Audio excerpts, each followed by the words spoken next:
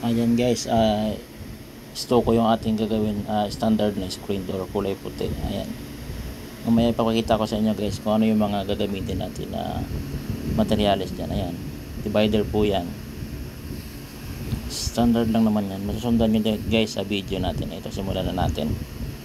Ayan, kailangan natin ng angular yan, bracket. Yung putol ko na yan guys para short ang video yan. Tsaka riveter, rivets yan for the 6 yan, metro. Ayan, meter, so kailangan naka 45 yan. Ayan is SF101 yung tawag dyan guys, screen frame. SF101 tsaka 102 yung kanyan lock. Ayan yung divider. At pasensya na kayo guys, na record ko lang, maingay po kasi. Ayan, yan yung panggitna nya. I-45 na natin yung SF101. Ayan, sa 45. Lahat yan puro ganyan yan guys ang gagawin natin. Bali 4 na piraso yan.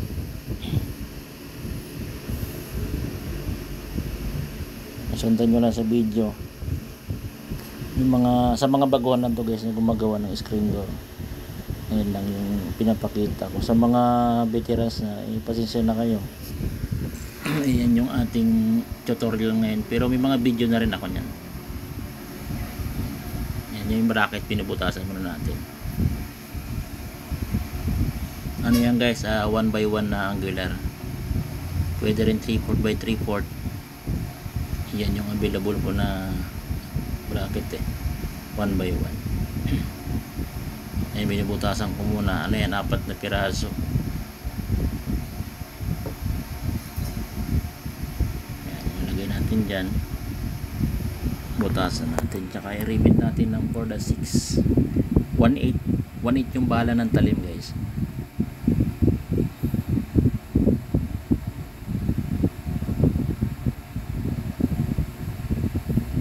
Dalawang ilalagay natin dyan na rivets para matibay yung panggilid.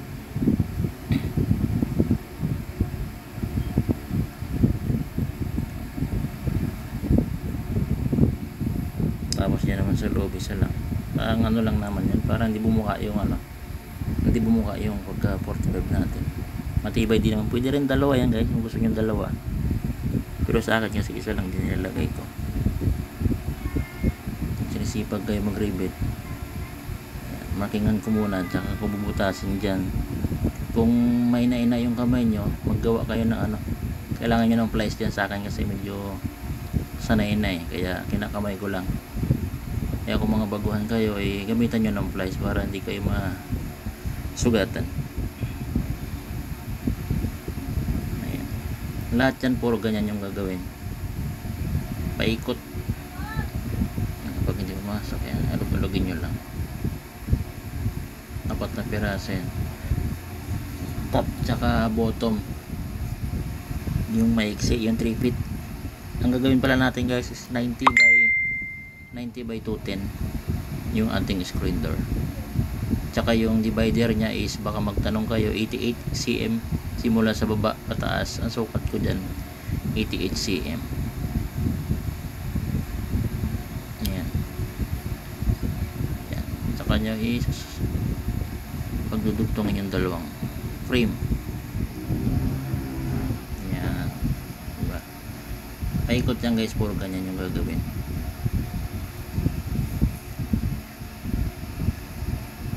Bira lang ako mag-upload ng mga video kasi masyadong busy, wala tayong taga video May ibang project na tayong ginagawa. Hindi lang yung aluminum guys yung ating ginagawa, lahat ginagawa natin. Welding, grills, at cabinet, plywood or modular na cabinet. Depende po sa nagpapagawa. Yun ang ating mga project. Depende sa client natin kung ano yung papagawa. Lahat naman kaya natin gawin. Ayan, 4 na kanto yan bubuuin. Hindi ko na pinakita kasi pare-pares lang naman yung ginagawa. Ayan, 4 yan. Pakita ko lang sa inyo.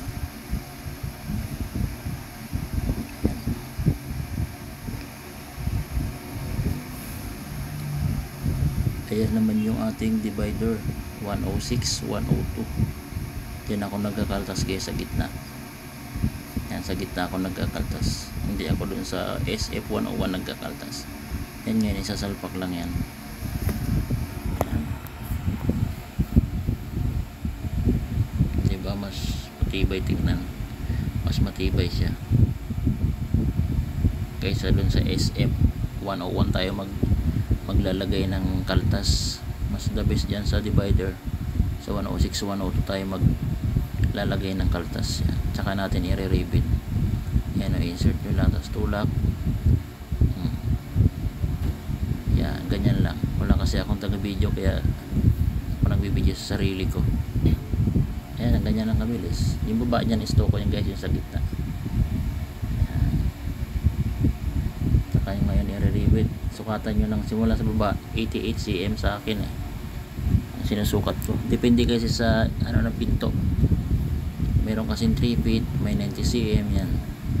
Depende sa abang po ng doorknob or lever type, kasi lever type yung kakabitan ko niyan, kaya aabutin kasi, kaya 88 cm yung sukat. Basta hindi bumaba sa 4 feet yung expanded, kasi yung sukat ng expanded guys is 4 feet lang, standard nun. Pero kung pahiga yung expanded mo, wala namang problema, kasi yung standard talaga height ng ano is 4 feet. Yan, wala, kikita nyo yung expanded 4 feet. Yan, diba, halos 0-0 lang, may konting puputulin lang tayo. Ayan, ako nilagay ko ng plywood guys para unat yung ano, expanded wire. Ayan, lahat yan guys sususukin ng flat screw, paikot dyan. Tapos kailangan nyo na, ayan, angular na maliit, hanap para hindi ma-damage yung ating SF101, 102. Pakita ko sa inyo guys kung paano ginagawa. Ayan, tinutusok ko lang yan isa-isa, pero ang iba kasi dyan ginagamit nila is ano, ayan na yung roller, ayan ginagamit nila guys, roller. Pero sa akin kasi flat screw para banat na banat talaga. Ayan, yan, paikot guys, ganyan lahat, ganyan paikot lahat. Yan, paikot lang yan guys, ganyan ang gagawin natin. Ayan, nakita nyo, so okay na.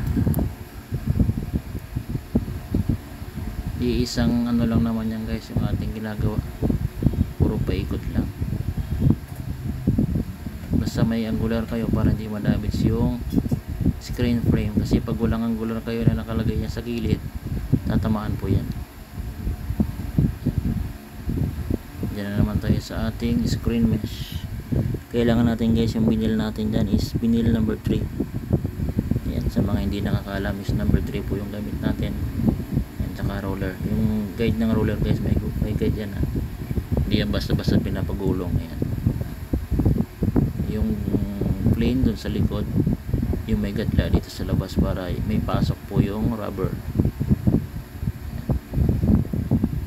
Ayan, vinyl number 3 guys. Paikot din yan, lagyan natin ang vinyl number 3. Ating ginagamit guys.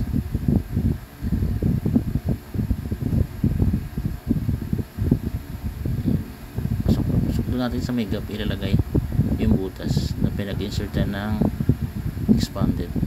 Paikot dyan, walang ganyan din ang gagawin natin. Talo, same process lang yan. Same process lang yung ating paggawa ng screen door o paglagay ng screen mesh, katulad din sa expanded. Taka yung pagunting guys sa may butas, sa may gap nya, yung i-insertan ng rubber, mag clearance lang kayo ng 0.5 cm or 0.5 para hindi kapos yung screen nyo pag dinaanan nyo ng roller.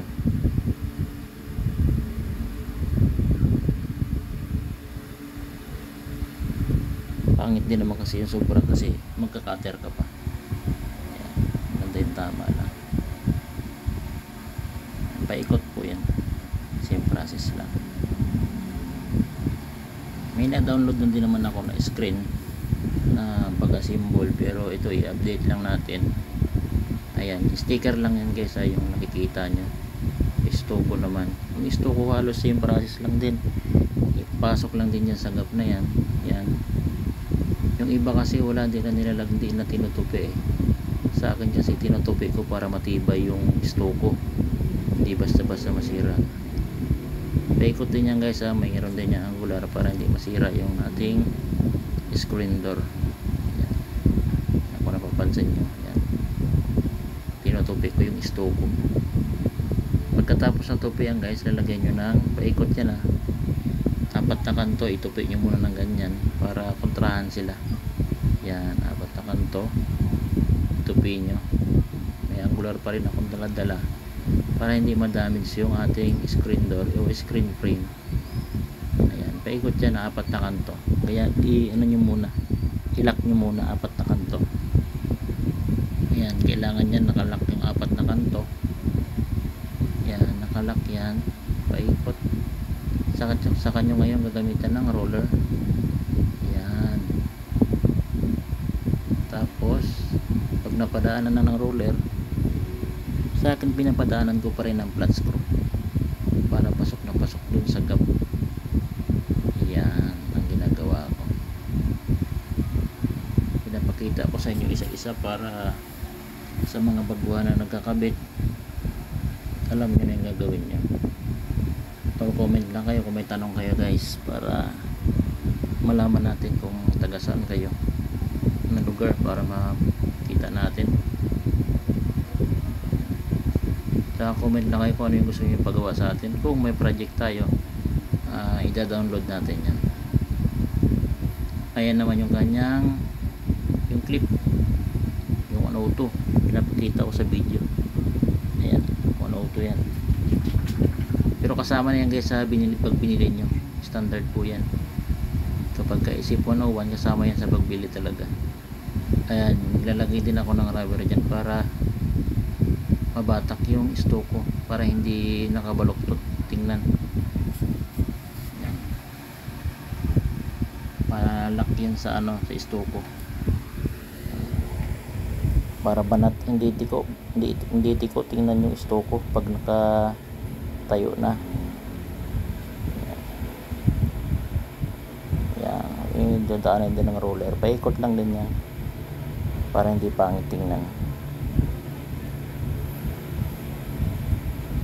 Yan, yung lock na yun guys, yung process lang yan, sundan nyo lang yung gap, makikita nyo naman yung gap nya, yung slot para sa clip na yan sa 102, makikita nyo yan kung paano ipasok. Pasok ko sa ilalim.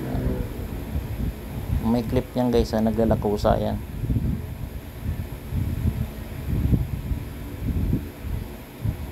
Makikita niyan guys kapag sa personal na gagawin nyo talaga.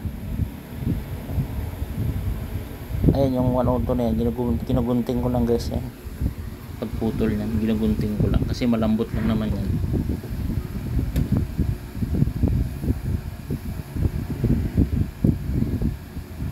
Process lang din po yan, paikot para hindi siya, hindi ko na inisa-isa kasi yung lock ganun lang din naman yung paggagawa ng lock na yan, ipitin lang, tsaka naglalak po yan po sa snap on ba.